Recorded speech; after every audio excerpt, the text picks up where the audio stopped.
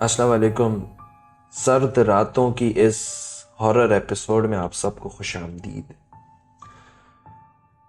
طبیعت کچھ ٹھیک نہیں ہے جس کی وجہ سے میں یہ ایپیسوڈ بھی لیٹ ہو گئی جو کہ سیٹرڈے کو آنی تھی۔ خیر اینی ویز، طبیعت خراب ہو ٹھیک ہو یہ تو پارٹ آف لائف ہے اور چلتا رہتا ہے۔ ہم بڑھتے ہیں اپنے پہلے واقعے کی طرف۔ یہ جو واقعہ ہے یہ بہت انٹرسٹنگ، بہت کسی کی ایک درد بھری کہانی پر ہے، تو غور سے سنیے گا اس واقعے کو۔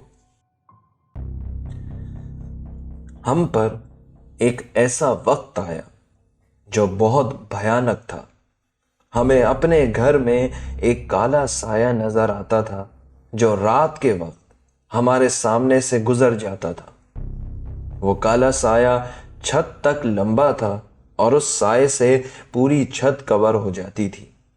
گھر کے ہر کونے سے ایک عورت کے بالوں کا گچھا ملتا تھا۔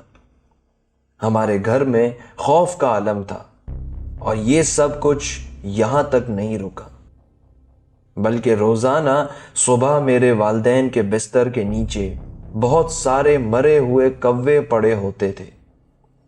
ہمارے مالی حالات اس قدر خراب ہو گئے کہ فاقوں کی نوبت آ گئی۔ ہم نے کئی عاملوں سے رجوع کیا تو انہوں نے بتایا کہ آپ کے والد صاحب پر بہت خطرناک جادو ہوا ہے، اور وہ اس لیے کہ آپ لوگوں کا گھر برباد ہو جائے۔ ان عامل صاحب نے یہ بھی بتایا کہ آپ کی 3 بھابیاں ہیں، انہوں نے کروایا ہے۔ ہمیں اس بات پر یقین نہ آیا۔ پھر ہم نے 4-5 عاملوں سے علاج کروایا، لیکن ان سب عاملوں نے انہی 3 بھابیوں کا نام لیا۔ جب یہ بات ان تک پہنچی تو انہوں نے صاف انکار کر دیا اور کہا کہ آپ لوگ ہم پر الزام لگا رہے ہیں۔ آج تک وہ اس بات سے انکار کرتی ہیں کہ ہم نے کالا جادو کیا ہے۔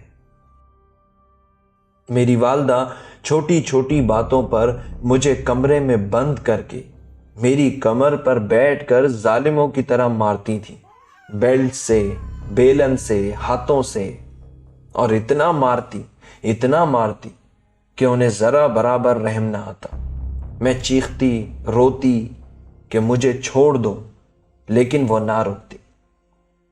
مارنے کے تھوڑی دیر کے بعد انہیں یہ بھی پتہ نہیں ہوتا تھا کہ انہوں نے مجھے مارا ہے اور کتنی بری طرح مارا ہے۔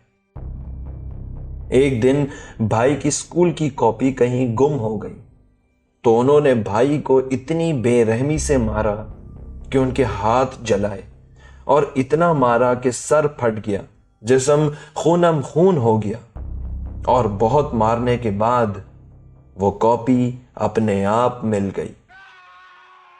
جب میری والدہ ہمیں مارتی تھیں تو ان کے چہرے پر خوفناک وحشت ہوتی تھی۔ کہتی ہیں کہ ہمیں کئی سال لگ گئے علاج کرواتے اور پھر جا کر کہیں حالات ٹھیک ہوئے، لیکن وہ 3 بھابیاں جب بھی ہمارے گھر آتی ہیں اور جتنی دیر تک رکتی ہیں اتنی دیر تک ہمارے گھر کا ماحول عجیب و غریب ہو جاتا ہے۔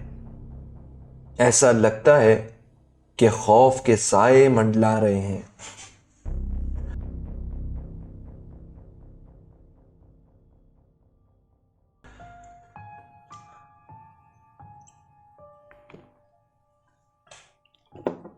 ابھی بھی میں تھوڑا سا نیم گرم پانی پی رہا ہوں کیونکہ گلے میں تکلیف ہے، اور ہو سکتا ہے کہ آپ کو آواز سے بھی آئیڈیا ہو رہا ہو۔ کافی انٹرسٹنگ واقعہ ان صاحبہ کا۔ ویسے تو انہوں نے بہت بڑی ای میل بھیجی تھی، لیکن میں نے اس کو پریسائز کیا اور اس طرح اس کو پریزنٹ کیا کہ یہ کمپلیٹ بھی ہو جائے واقعہ۔ اور خیر، آج میں آپ کو اپنے ایک دوست کے بارے میں بتانے والا ہوں جو کہ ابھی ریسنٹلی عمان سے لوٹے ہیں۔ یہ ان کا فرسٹ اسٹے تھا عمان میں 15 دن کا۔ تو یہ کہتے ہیں کہ عمان جو ہے وہ ایک پہاڑی علاقہ ہے اور چاروں طرف پہاڑی پہاڑ ہیں، یہاں تک کہ جو بازار اور روڈ ہیں وہ بھی پہاڑوں کو تراش کے بنایا ہے۔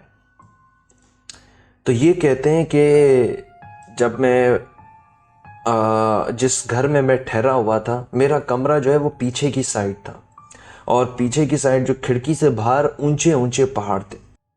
کہتے ہیں کہ شروع کے 5-6 دن تو کچھ محسوس نہیں ہوا، لیکن اس کے بعد ایک رات ایسا ہوا کہ رات کو سوتے ہوئے مجھے محسوس ہوا کہ کوئی میرے سینے پر بیٹھ گیا ہے اور اس نے میرے ہاتھ، پاؤں اور منہ کو بند کر دیا ہے۔ کہتے ہیں کہ یہ سلیپ پیرالائسس نہیں تھا، یہ سلیپ پیرالائسس سے بالکل مختلف حالت تھی، اور وہ جو کوئی بھی چیز تھی اس نے مجھے جھکڑا ہوا تھا۔ کہتے ہیں کہ میں نے آیت الکرسی پڑھی تو تھوڑی دیر میں جا کر سب نارمل ہو گیا۔ کہتے ہیں کہ اگلی رات مجھے کمرے میں خوف محسوس ہوا، اور اتنا شدید خوف تھا کہ میں بتا نہیں سکتا، اور سامنے خوفناک اونچے اونچے پہاڑ، ایسا لگتا تھا کہ ابھی ان پہاڑوں پر کوئی مخلوق نمودار ہو جائے گی۔ کہتے ہیں کہ میں وہاں ایک پردیسی تھا، زیادہ کچھ کر نہیں سکتا تھا، میں نے جیسے تیسے اگنور کر کے سو گیا۔ پھر کہتے ہیں کہ وہی ہوا جو کل رات ہوا تھا، کہ کوئی میرے سینے پر بیٹھ گیا، اور میں نے پھر آیت الکرسی پڑھی، جس کے تھوڑی دیر کے بعد سب نارمل ہو گیا۔ کہتے ہیں کہ آہستہ آہستہ خوف ایسا بڑھتا گیا کہ میں نے راتوں میں سونا ہی چھوڑ دیا۔ کہتے ہیں کہ اس کے بعد میں نے یہ ذکر اپنے کفیل سے کیا، تو اس نے مجھے بتایا کہ یہاں تو یہ سب کچھ نارمل ہے، اور تقریباً ہر ایک گھر میں ایسی مخلوقات رہتی ہیں، ہم تو ان سب چیزوں کے یہاں عادی ہیں۔ ایک بات میں آپ کو بتانا بھول گیا کہ میرا دوست کہتا ہے کہ جب میں عمان پہنچا تھا تو میرے کفیل نے مجھے پہلے دن کہا تھا کہ رات کو جلدی سو جانا اور زیادہ کچھ فیل مت کرنا۔ کہتے ہیں کہ میں نے اس بات کو اگنور کیا، زیادہ اس کے بارے میں غور نہیں کیا۔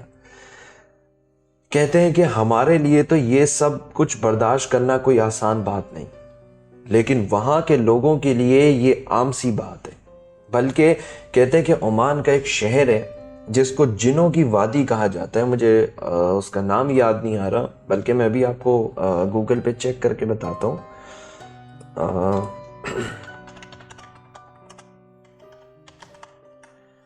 اس کا نام ہے سلالہ۔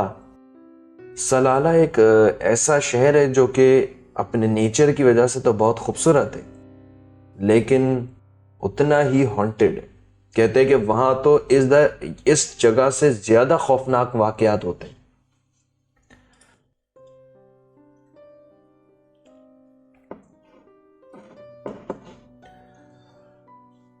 یہاں ایک بات غور کرنے والی ہے کہ جب انسان کو پیدا کیا گیا تو جنات سے کہا گیا کہ دور اندھیروں میں چلے جاؤ، پہاڑوں پہ چلے جاؤ۔ شاید یہی وجہ ہے کہ جو ملک پہاڑی علاقوں میں بنے ہوئے وہاں پر اس طرح کی مخلوقات زیادہ نظر آتی ہیں، اور وہاں پر یہ سب چیزیں بہت عام اور کامن ہیں۔ اب ناردرن پاکستان کو ہی دیکھ لیں کہ وہاں پر جو جیسے ناران، کاغان، راکا پوشی، مری ہے، یہاں پہ بھی پیرانارمل ایکٹیویٹیز بہت زیادہ ہوتی ہیں، کیونکہ وہ پہاڑی علاقہ ہے اور پہاڑوں پر یہ مخلوقات بہت زیادہ ہوتی ہیں۔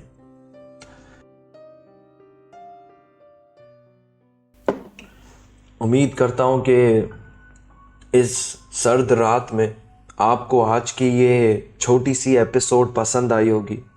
کوئی کمی رہ گئی ہو تو ضرور بتائیے، کمنٹس میں اپنا فیڈ بیک ضرور دیں۔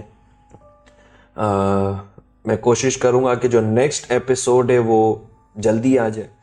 طبیعت خراب تھی جس کی وجہ سے یہ ایپیسوڈ لیٹ ہو گیا، تو اگر آپ کو یہ ایپیسوڈ اچھا لگا، پسند آیا، تو لائک اینڈ شیئر ضرور کریں، چینل کو ضرور سبسکرائب کریں، کیونکہ اس سے مجھے سپورٹ ملے گی اور مزید محنت کرنے کا حوصلہ ملے گا۔